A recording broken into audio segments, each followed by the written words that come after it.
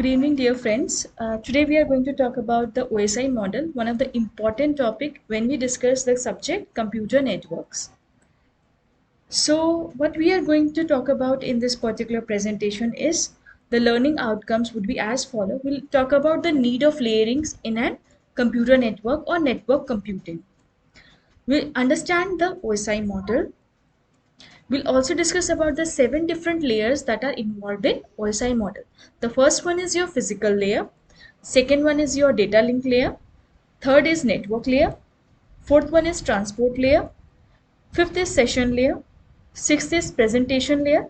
The seventh one is your application layer. There are 7 different layers which are involved in your OSI model.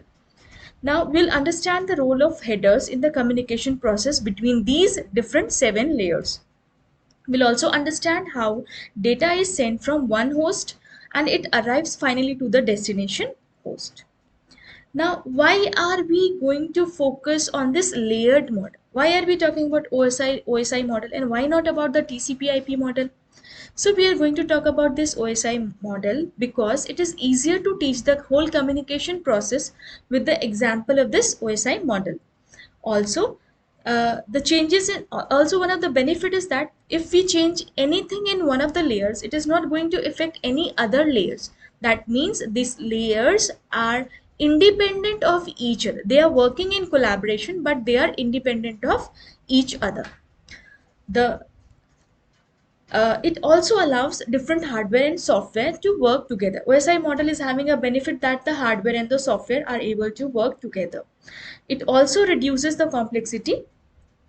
Now, as the name suggests, the OSI model is abbreviated from Open System Interconnection, and the OSI model was first introduced in 1984 by ISO. ISO stands for International Organization for Standardization.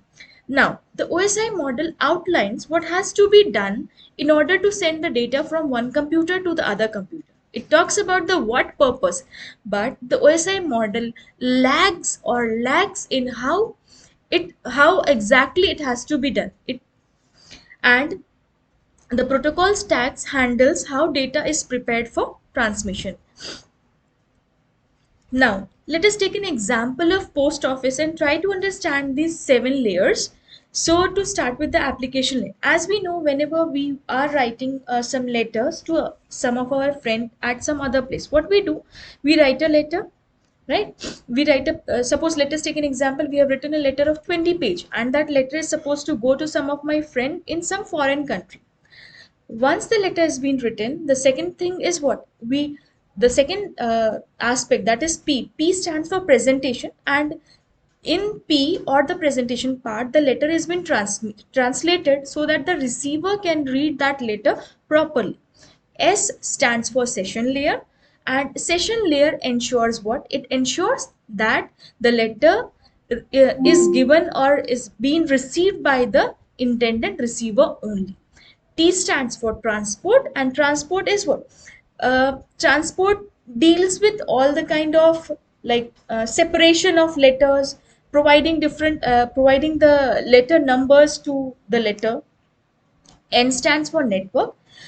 In the post office, we also know all the letters are being collected together and they are again bifurcated. They are being bifurcated according to the zip code, right?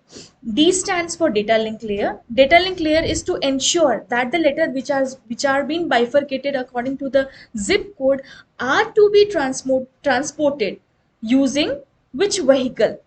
And P is the physical layer. Physical layer deals about that vehicle which is being used to transport that letter from one place to another. Now, from this diagram, the diagram which is shown over here shows two range, like the left side is also consisting from application layer to physical layer, and the right side of the slide is also consisting the application layer and the physical layer. These two diagrams shows the source and destination. One is the source side and the other one is the destination side. And we can see the application layer, presentation layer and the session layer. In between we can see the process the whole process deals with the application to application. But in the transport layer, what we can see, the transport layer deals with the process to process delivery of your segment. Network layer, we can see from the diagram, the network layer deals with source to destination delivery. And at the network layer, we are going to talk about the different intermediate devices like routers, switches, etc. Data link layer talks about the delivery of your frames from one hop to another hop, and the physical layer talks about the devices like hub, repeaters, and the physical medium that has been involved in this particular process. Now, let us talk about the technique by which we are going to remember the sequence.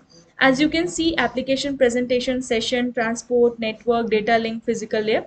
We can remember this by this particular like quote, all people seems to need data processing. It is an easier way to understand the to remember the seven layers. Thank you very much.